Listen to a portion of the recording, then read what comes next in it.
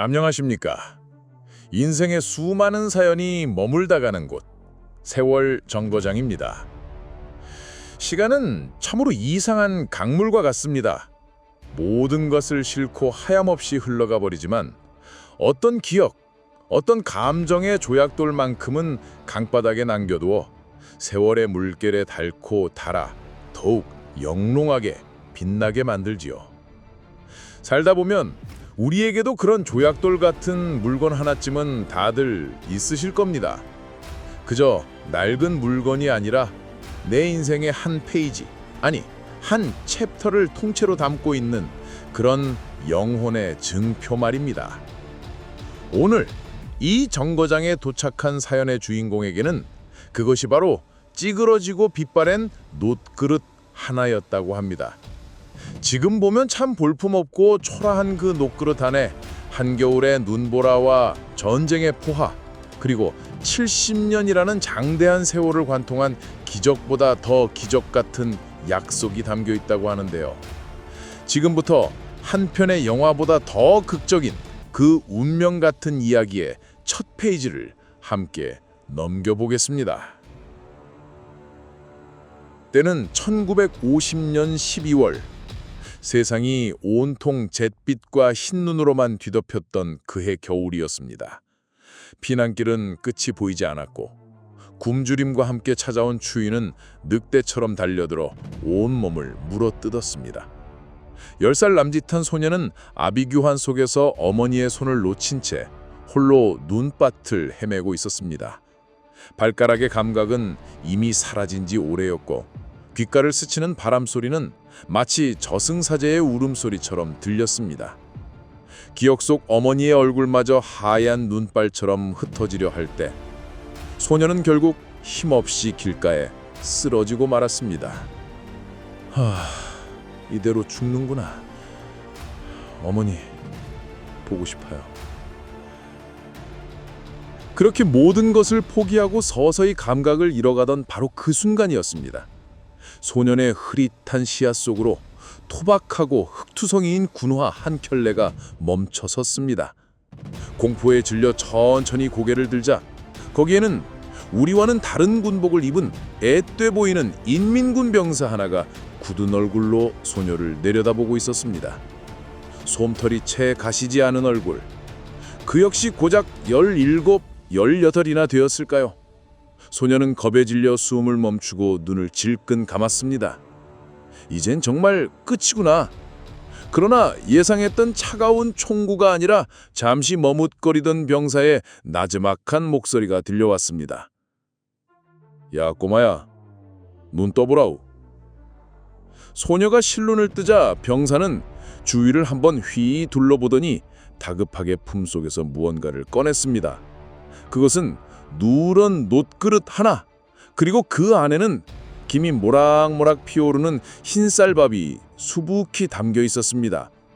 그 시절 목숨과도 같았던 자신의 유일한 식량이었을지도 모르는 귀한 흰쌀밥이었습니다.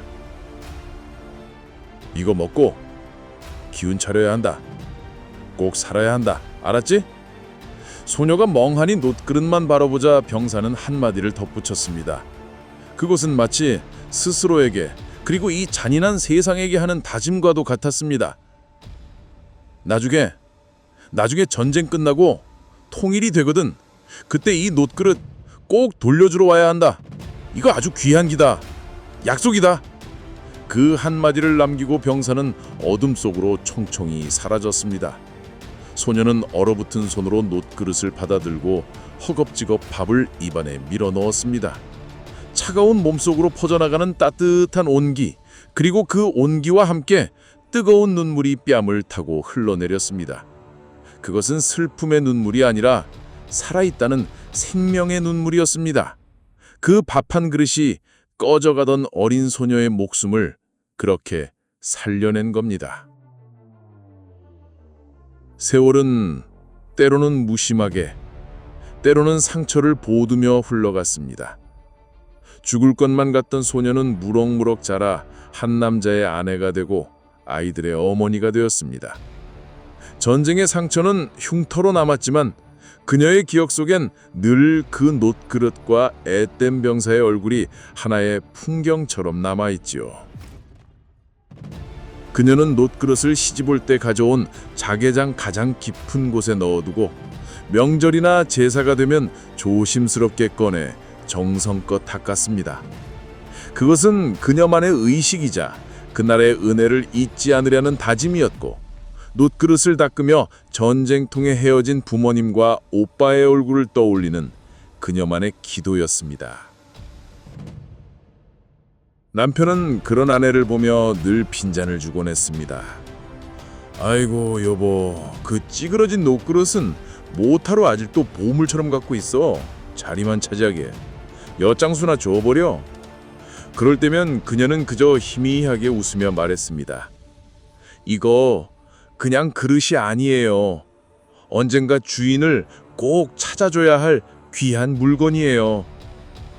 그녀에게 그 놋그릇은 단순한 그릇이 아니었습니다. 목숨을 살려준 은혜였고, 언젠가 반드시 지켜야 할 약속이었고, 그리고 어쩌면 이 놋그릇이 자신을 가족에게로 데려다 줄지도 모른다는 그녀가 평생을 놓지 못한 신라 같은 희망의 끈이었습니다. 그러던 1983년, 대한민국 전체가 한 가지 소식에 울고 웃기 시작했습니다. 바로 남북 이산 가족을 찾기 위한 특별 생방송이었죠. TV 화면 속에서 오빠, 어머니를 부르며 부둥켜 안고 오열하는 사람들의 모습을 볼 때마다 그녀는 자신의 일처럼 가슴이 미어졌습니다. 혹시나, 정말 만에 하나, 혹시나 하는 마음에 그녀는 떨리는 손으로 이산가족 상봉 신청서를 썼습니다. 그리고 수십 년간 간직해온 놋그릇을 깨끗한 보자기에 곱게 싸 품에 안았습니다. 기적은 정말 일어났습니다.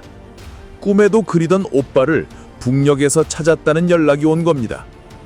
수십 년의 기다림 끝에 찾아온 상봉날, 수많은 인파와 카메라 플래시 속에서 그녀는 마침내 오빠와 마주했지요. 하지만 너무나도 긴 세월은 피를 나는 오누이의 얼굴마저 서로 알아보지 못하게 만들었지요. 백발이 성성하고 깊은 주름이 팬 노인이 된 오빠. 그저 어색한 침묵만이 두 사람 사이에 흘렀습니다. 그때였습니다.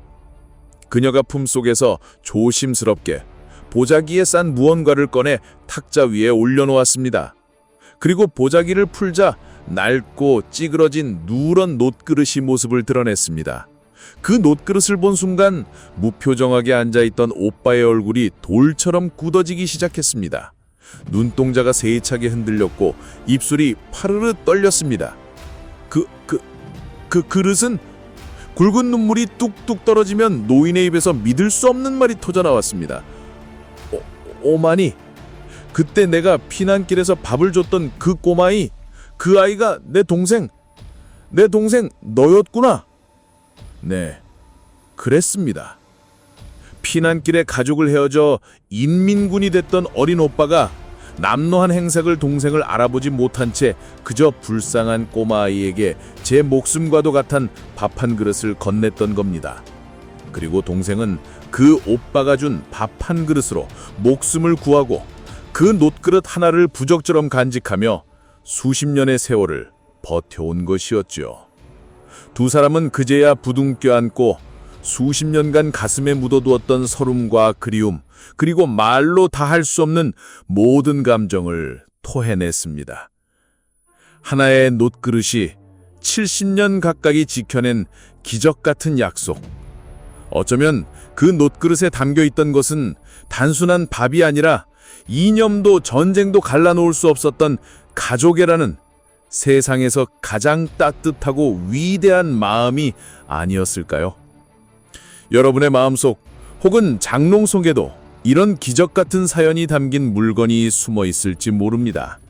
한 번쯤 꺼내어 그 안에 담긴 추억을 더듬어 보는 것은 어떨까요? 지금까지 세월 정거장이었습니다. 다음 이 시간에 또 다른 이야기와 함께 돌아오겠습니다.